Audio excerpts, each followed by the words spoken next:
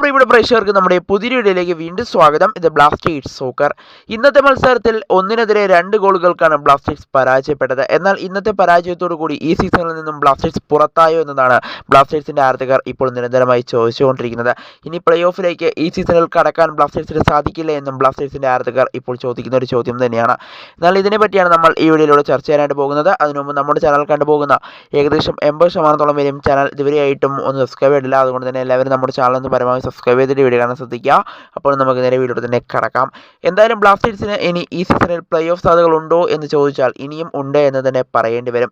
ഇനിയും 7 മത്സരങ്ങൾ ബ്ലാസ്റ്റേഴ്സിന് ബാക്കിയുണ്ട്.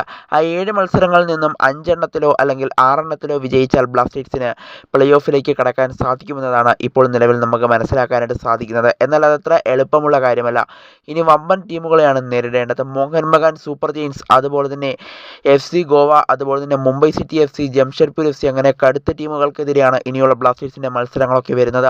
അതുകൊണ്ട് തന്നെ ഈ മത്സരത്തിലൊക്കെ വിജയം കണ്ടെത്തുക എന്നത് വലിയൊരു ഭയങ്കര പാടുള്ള ഒരു കാര്യം തന്നെയായിരിക്കും. അതുകൊണ്ട് തന്നെ ബ്ലാസ്റ്റേഴ്സിന് ഇനിയുള്ള മത്സരങ്ങളിൽ മികച്ച റിസൾട്ട് ഉണ്ടാക്കിയെടുക്കാൻ സാധിച്ചാൽ മാത്രമേ പ്ലേ ഓഫിലേക്ക് കടക്കാൻ സാധിക്കുകയുള്ളൂ. ഏകദേശം 60% ബ്ലാസ്റ്റേഴ്സിൻ്റെ പ്ലേ ഓഫ് സാധ്യതകൾ ഈ പരാജയത്തോടു കൂടി അസ്തമിച്ചിട്ടുണ്ട്. എന്നാൽ ആ ബാക്കിയുള്ള 40% ആ സാധ്യതകളാണ് ഇനി നമ്മൾ മുന്നിൽ കാണേണ്ടത്. ആ 40%-ൽ നമ്മൾ ഇനി പ്രതീക്ഷ വയ്ക്കുക. കേരള ബ്ലാസ്റ്റേഴ്സ് ഇനിയുള്ള മത്സരങ്ങളിൽ വിജയിച്ച് കയറിക്കൊണ്ട് ബ്ലാസ്റ്റേഴ്സിന് പ്ലേ ഓഫിലേക്ക് കടക്കാൻ സാധിക്കട്ടെ എന്ന് തന്നെ നമുക്ക് നിലവിൽ ആശംസിക്കാം.